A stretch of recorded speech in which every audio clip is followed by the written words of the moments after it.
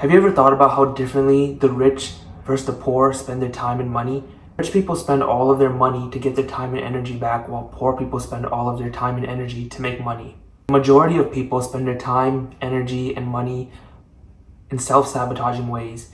They spend their days and nights scrolling through social media, watching Netflix, doing drugs, not realizing that they're depleting their most important assets. Like at a party, when they have to pay for the entrance or the drinks, they're spending their time by physically being there. They're spending their energy literally just being on, most likely on their phone at this party, when they could be doing something productive, getting things done, rather they're in a state of pleasure, just distracting themselves. Eventually they go home, they realize that they just wasted all their time and energy distracting themselves rather than being productive. The stress starts to build up. They start getting overwhelmed, thinking about all the things that they could have done and now need to do, and it's all stacking up. This overwhelm, this stress, it's hard to endure, so it causes sadness. The sadness eventually becomes depression, and then now they're in a rut. They're lost, they're stuck, they just don't know what to do to get out. I imagine this over a longer time horizon, right? So at first, maybe you go to a party twice a month, right? Every other week.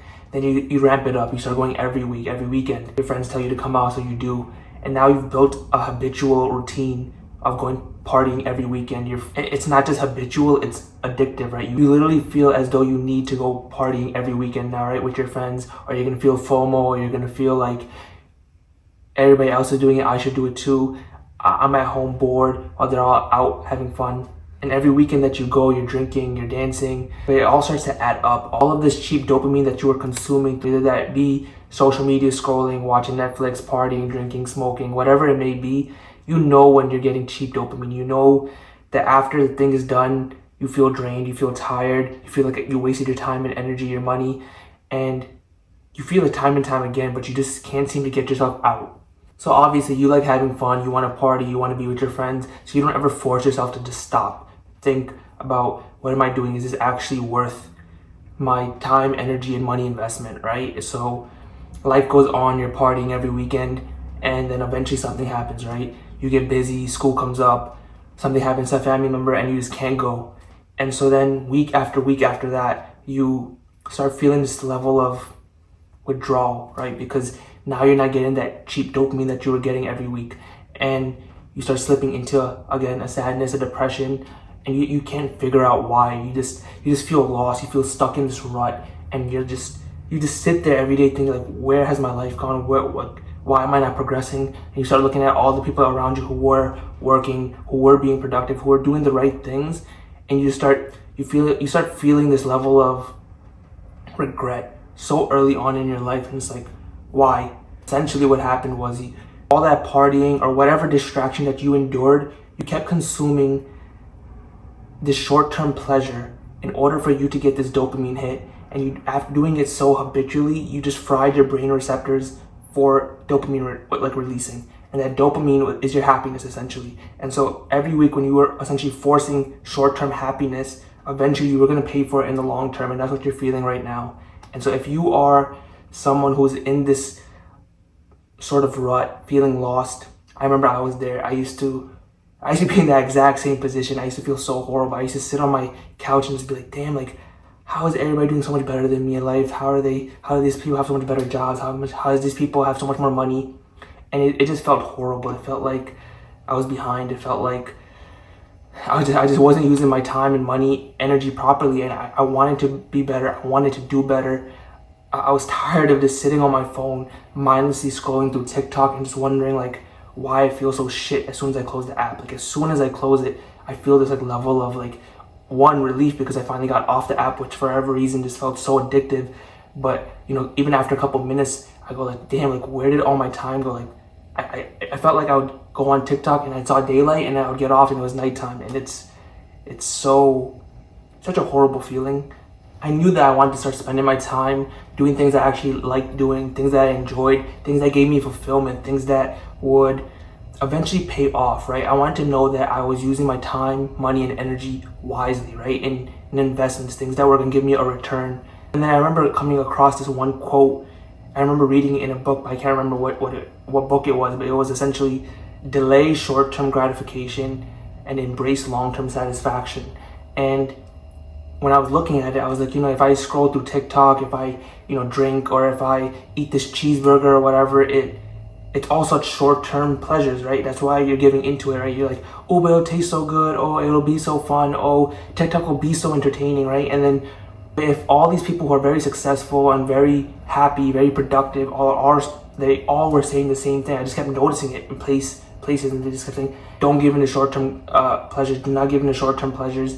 And I knew the effects this like sort of concept had with like people who smoke or people who drink, like typical like drug highs. So I was like, you know what, maybe they're onto something. Maybe I should try something different. And so that's when I came across the idea of like going to the gym was a way to embrace long-term satisfaction, or reading books was a way to give into long-term satisfaction. And I was like, I'll be honest, I didn't want to go. I didn't want to go to the gym. It felt like too much work. I didn't want to read books. I thought it was too boring. Like, just actually sit there and like, oh yeah, this book is so good. Like, I didn't want to do that at all, right? It sounded boring. It didn't seem like something I wanted to do or something I would do. But I knew that the opposite, continue doing the things that I was doing, was just going to continue putting me in this feeling of rut, lost, and just feeling horrible. So I was like, you know what? Just do it for one day. Just do it one day, right? And so I finally got myself to go to the gym. And, I didn't really know what I was doing. I started doing some cardio machines. I saw some guys lifting weights. I started doing some random stuff. But, when I went, I came home, I showered, I ate, and I was like, that wasn't that bad. And then, a couple days later, I started like thinking about, you know what, that thing wasn't so bad. Let me just read one book. Let me just read one page. If I find it that boring, I'll close it. I won't read again. Just one page. And so then I started reading this book. And I remember the first book I read was Rich Dad, Poor Dad, a finance book, because I was into like money. And I was working a job, so I definitely didn't want to be working that job. And so I read one page, and as soon as you read that first page, it just starts flowing. Like, everything just keeps going and going, and you're like, damn, like, you start consuming in information that actually helps you, something that serves you, something that actually benefits your long-term life. And so as I'm reading this book, I'm learning all these new things, and I didn't realize this till like years later, right? Because I just kept reading after that and going to the gym. But all of that information, that work on your body, it starts compounding like crazy, and you don't see the benefits in real time. And so it does suck there, but it's like, if you can just tell yourself, I just have to simply read 5 pages. I just have to work out for 30 minutes. I just have to do this every day, right? Even if it takes you 5 minutes, 30 minutes, whatever. I know the opposite. I've done the opposite. I've gone to the parties. I've done the drinking. I've done all of that, and it didn't work out, right? Because look where I am now, right? And so let me do something different. Just do it for 30 days. Just do it for a week. If anything, just do it for a week, and just tell yourself, just one session a day. Just one session a day. 5 minutes of reading, 30 minutes of working out. If you just do that for 1 week, I swear to God, your life will change forever, because you realize it's not that hard. You realize it's not that difficult. And even if you don't want to go to the gym yet, you're not ready to pick up a book, by all means, right? It's going to be very hard in the beginning because you're just not used to it. You're not accustomed to the idea. And so simply just get your mind into the lens of seeing things as what is short-term gratification and what is long-term satisfaction, right? So if whatever things you are doing right now, really start paying attention to them. Be discerning, right? Think, okay, is this really helping me right now, or is this going to help me later? And it starts making your decisions a lot more clear, right? So when your friend invites you out to the party, but you have to do your laundry, you'll be like, okay, I know that one's going to be short-term. I've done those things. It's always boring. If I do this laundry, yes, it's boring and stuff, but then I won't have to worry about it for the rest of the week, right? If you have to do homework, right, you know why you're doing these things. You know why you have to put time to these things that are boring but are helpful. Like, the idea of success, the idea of becoming successful, the idea of being productive doesn't sound ideal. It sounds boring, right? But it's worth it every single time. I swear it's worth it. Like, that whole idea of do the hard things now and it feels good later, or do the easy things now and have a hard life later. Like, it's so true. And so, after I had started reading and working out, I realized this idea of habit stacking, and I didn't even know about the term. And it's essentially you stack habits together so that you can get them done accordingly, right? Like, in a process. And so what I did was, every time I would go to the gym, first I would start with weightlifting, and then when I would do my cardio, I used to watch Netflix, and I would scroll on TikTok, and I would be bored, and it would always be a little bit hard to scroll because I was on the Stairmaster. But then I discovered, I was like, let me just not scroll on TikTok, let me just read, right? Because at that point I was like learning so much information. It just felt like so much dopamine, right? Because when you learn, it literally feels good. Your brain literally expands and you feel the dopamine. It's so insane.